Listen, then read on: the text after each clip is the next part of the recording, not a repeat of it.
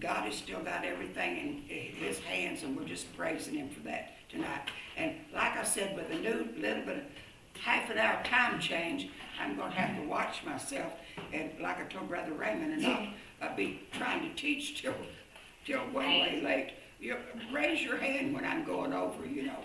We'll see what we can do about that.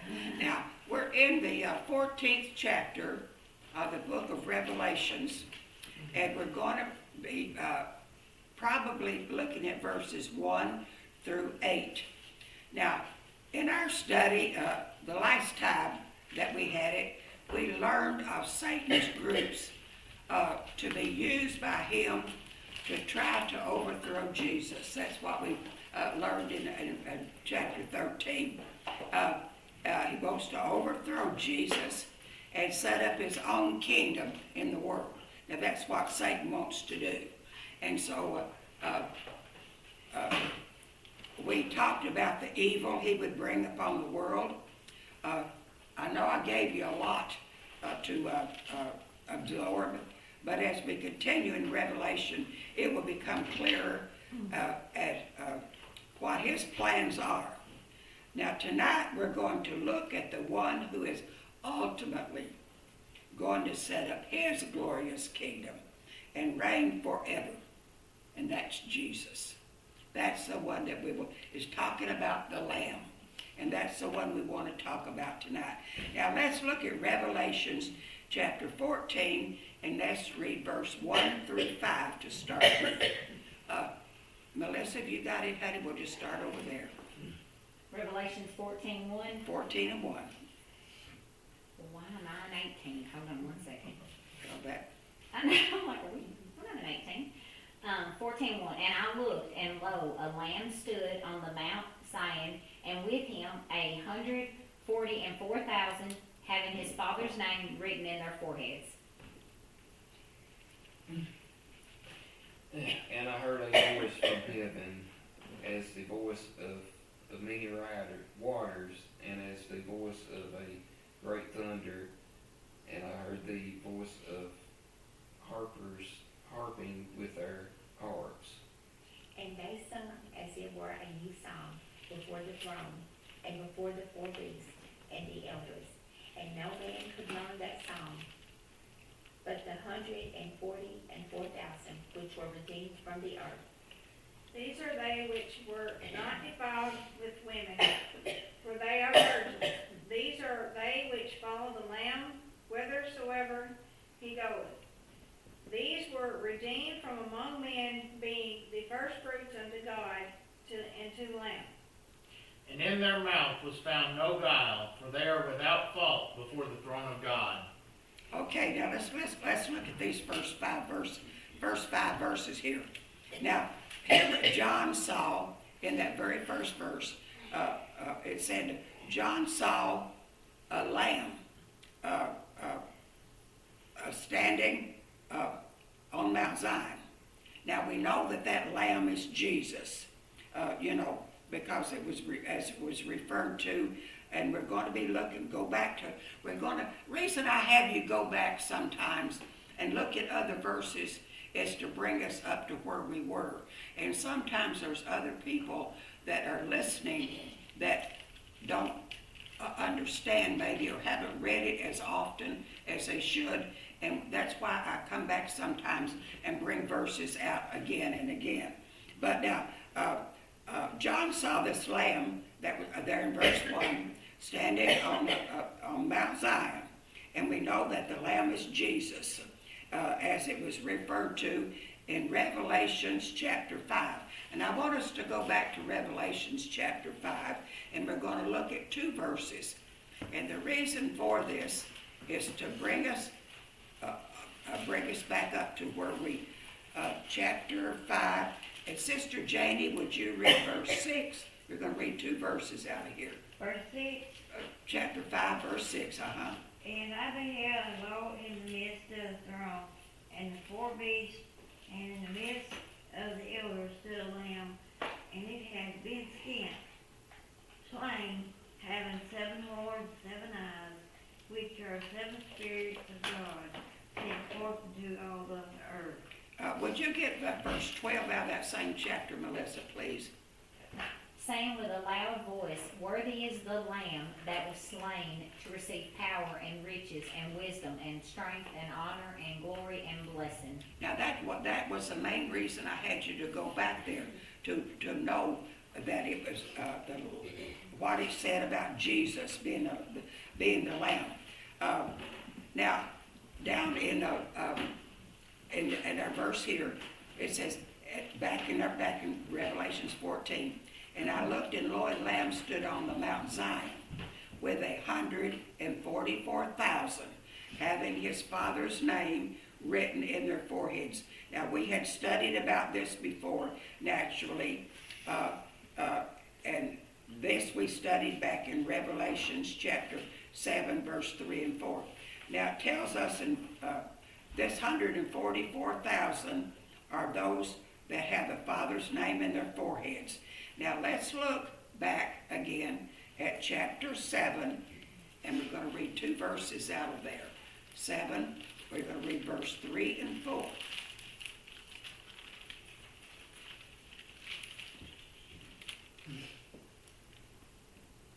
Chapter 7, verse 3, I don't know whose time it is. Saying, hurt not the earth, neither the sea nor the trees, till we have sealed the servants of our God in the foreheads. Get that verse for us, Sister Debbie, if you will. And I heard the number of them which were sealed, and they were sealed 144,000 of all the tribes of the children of Israel. Now, we wouldn't have had to went back there, because you know that 144,000 is ones that was chosen out that God chose out to preach the gospel there in the end time tribulation. But the reason I had you go back and read it in the scripture is a lot of times it's for not only to refresh our memory, but also for those that are not familiar with it. And now down in verse 2 and 3 of our lesson back in Revelations 14, and here's what John said. And I heard a voice from heaven, as a voice of many waters, and the voice of great thunder. And I heard the voice of harpers harping with their harps. And they sung, as it were, a new song before the throne and before the 4 beasts and the elders. And I want you to pay attention to this. And no man could learn that song but the 144,000 who were redeemed from the earth.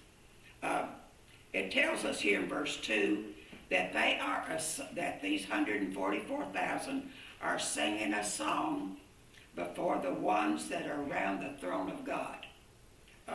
We know that there's 24 elders, and there are others that we have studied back in Revelations chapter 4, but we won't go back there because there was many around the throne of God, and the 144,000 were singing a song before them. Now it states in verse 3 and 4, it's a song that no man can sing but the 144,000. Now I don't know what the song is because it's their song. It's specifically for that 144,000 that were redeemed from the earth from the tribulation period. You know, God has everything planned out, doesn't he? Everything.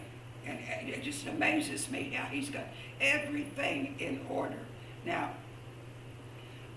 they were redeemed from the earth, and they were the first fruits. The first fruits. Now it says it, and they sang as it were a new song, and no man could learn that song but them. Now, let's look at verse 4, back in Revelations that you just read. These are they which were not defiled with women. This is 144,000, for they are virgins. And these are they which follow the Lamb whithersoever he goeth. They were redeemed from among men, being the first fruits unto God and to the Lamb. Now, here where it says they were the first fruits. Now let's talk about the first fruits for just a minute. Who knows what the first fruit is? The first fruit is the earliest and best. Well, you know, when you plant a garden or anything, the very first stuff that you pick up, tomatoes, beans, or anything, that is the best. That will be in the whole summer of the vegetables. Seems like I don't know, it's just best. That is the best of it. Now, first fruit is earliest or best. Now, what about the first fruits? We know that the first fruits belong to God. Now remember what the 144,000 were. It said they were the first fruits unto God. We know that the first fruits belong to God. How do we know that? Well, let's go back, way back, go back to the book of Exodus. You say, Sister Shirley, how come you bring all of this stuff in when it's related to Revelations? Exodus, the 23rd chapter, we're going to be looking at 2 verses, verse 16 and verse 19. Because there's so much of it that was prophesied, Brother Calvin, even in the Old Bible, in the Old Testament. And we can always, the Bible just, there's no division in it whatsoever. Now let's see what God said about the first fruits way back in Exodus. Chapter 23, whose time is it? Read verse 16. Debbie, I believe, is it you? And that's my I time. think it's Jennifer. Jennifer, okay. And the feast of the harvest, the first fruits of the labors, which thou hast sown in the field, and the feast of the ingathering, which is in the end of the year, when thou hast gathered in the laborers out of the field. Brother Raymond, go down and get verse 19. The first of the first fruits of thy land thou shalt bring into the house of the Lord thy God. Thou shalt not see the kid in his mother's milk. Yeah, it said the first fruits belongs to God. Now, we know that by what we read here in Exodus 23, verse 16 and 19, because it said the feast of the harvest, the first fruits of the labor that you sowed, that belongs to God, you know. And actually, the Bible talks about the firstborn. The firstborn male belongs to God. I'm going to lose my voice here. We know that Jesus, being the first fruit unto the Lamb of God, and we know that Jesus was the first fruit. How do we know that? Go to 1 Corinthians chapter 15 and verse 23. 1 Corinthians 15 and 23. Sister Shirley, where do you find all this stuff? In the Word. It's right in there.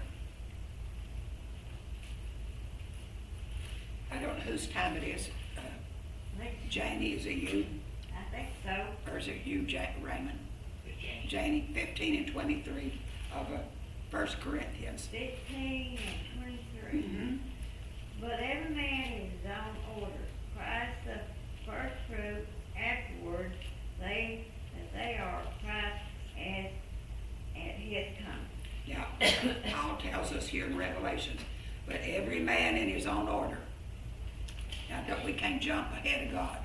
It said Christ is the first fruit. He was taken out of his old world in the first fruit. And he said, now look what it said then.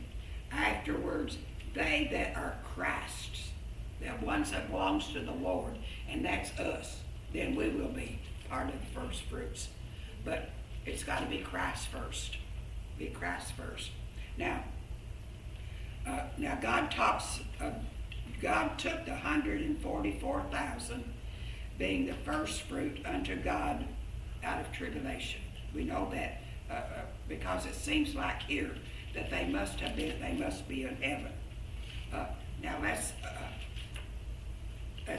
in that verse 5, and in their mouth this is 144,000, was found no guile, for they are without fault before the throne of God. And as I was reading this, I thought, well, let's just throw in some extra. Let's go back to Psalms chapter 32 and verse 2. In Psalms 32 and 2, I'm going somewhere with this. Just be patient with me. Psalms 32 and 2. I don't know whose time it is to read, but would you read? Alexa, I'm working on it. You're working on it. I'm trying to find it. I just read. This is talking to us. Okay. Blessed is the man unto whom the Lord imputeth not iniquity, and in whose spirit there is no guile. Now in Psalms here it says, blessed is that man in whose spirit there's no guile or no deceit.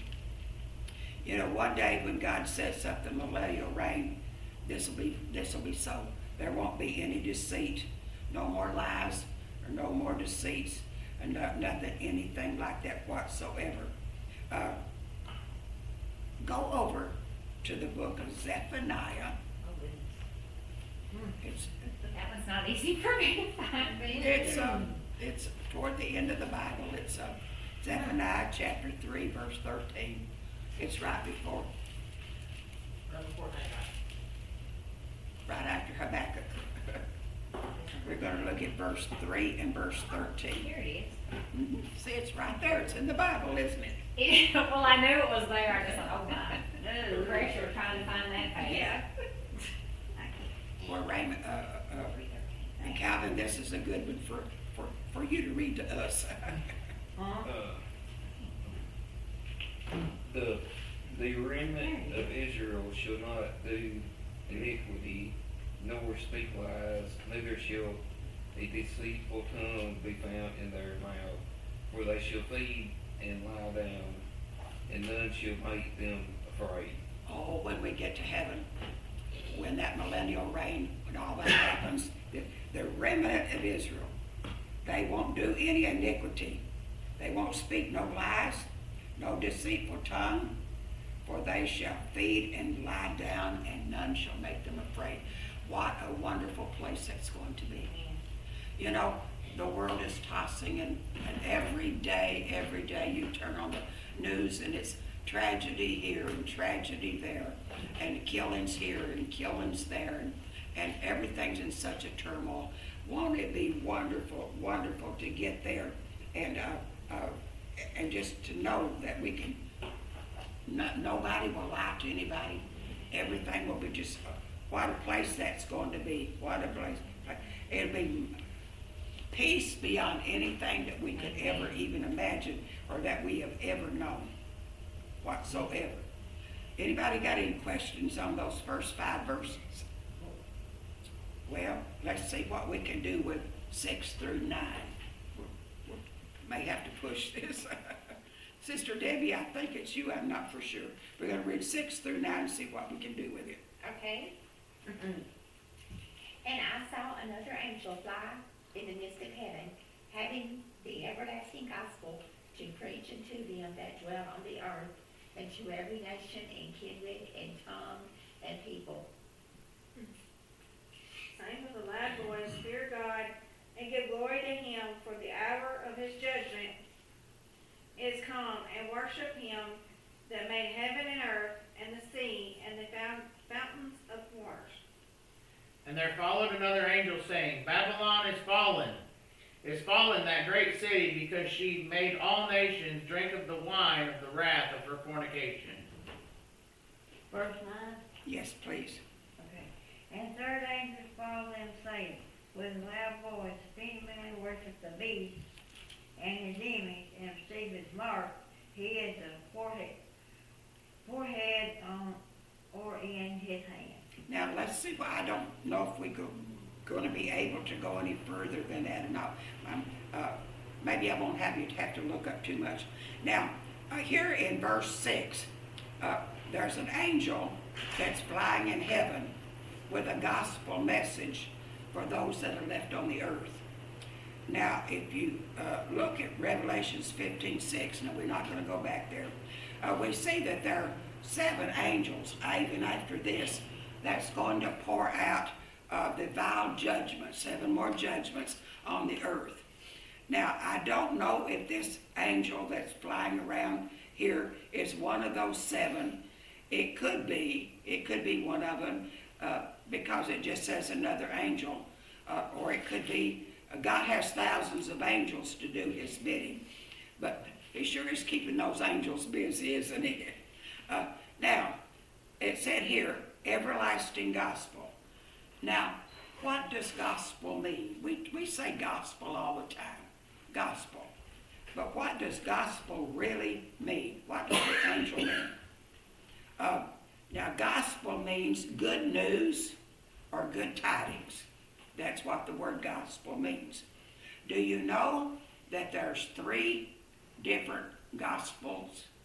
Now, a gospel is just the good news.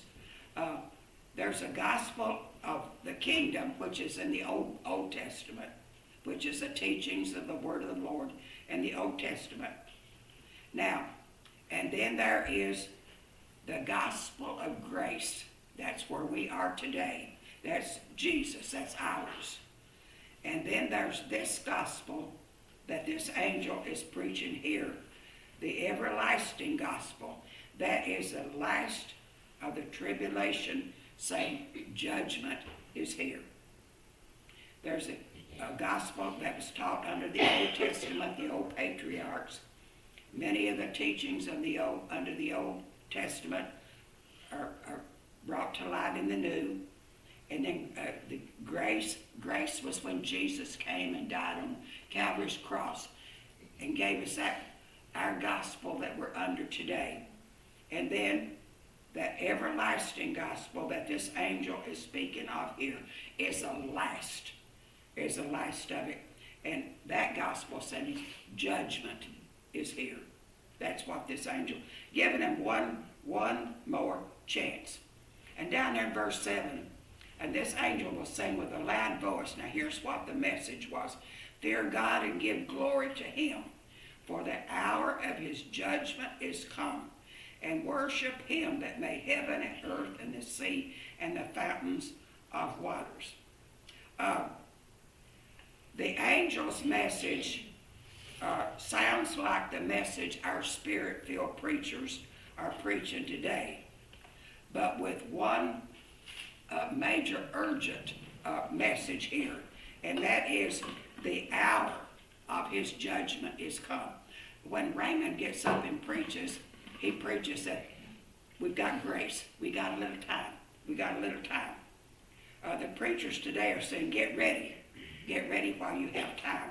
And Brother Raymond, that's what you're preaching.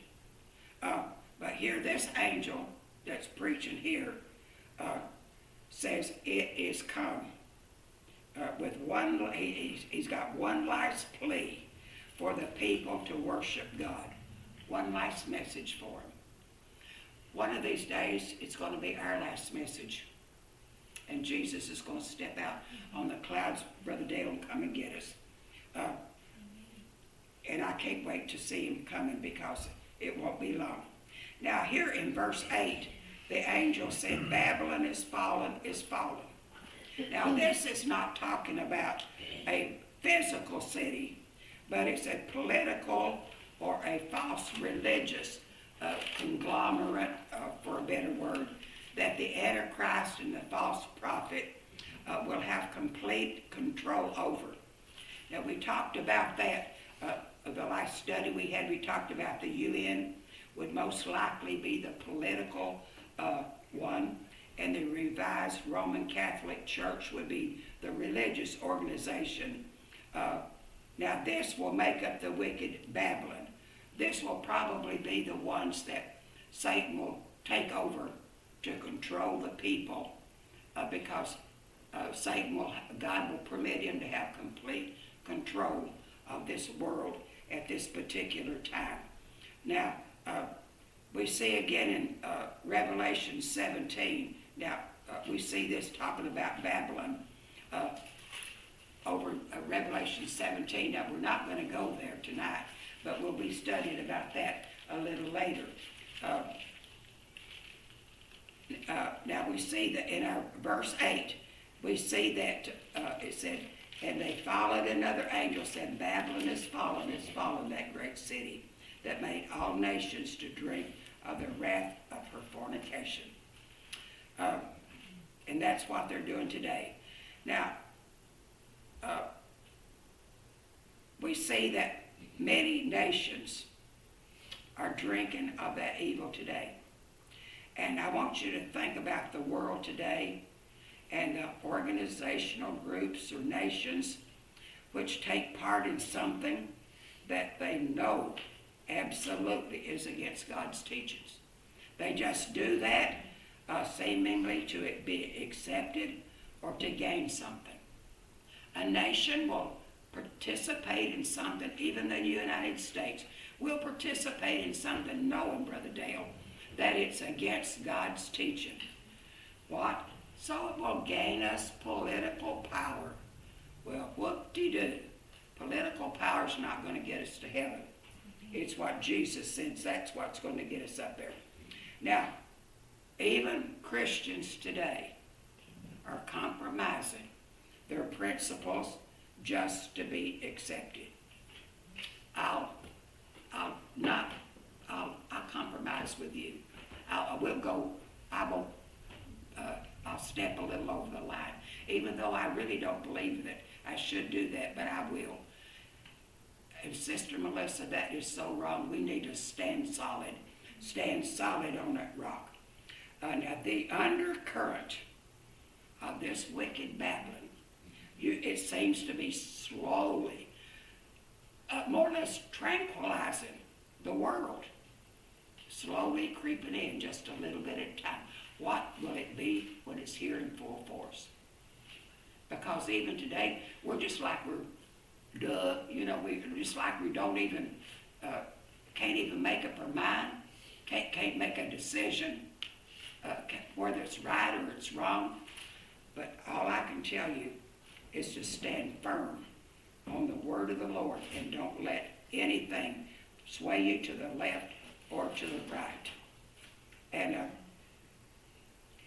And the third angel followed them, saying with a loud voice, if any man worship the beast and his image and receive the mark in his forehead or his hand, those will be the ones that will be taken under this Babylon regime.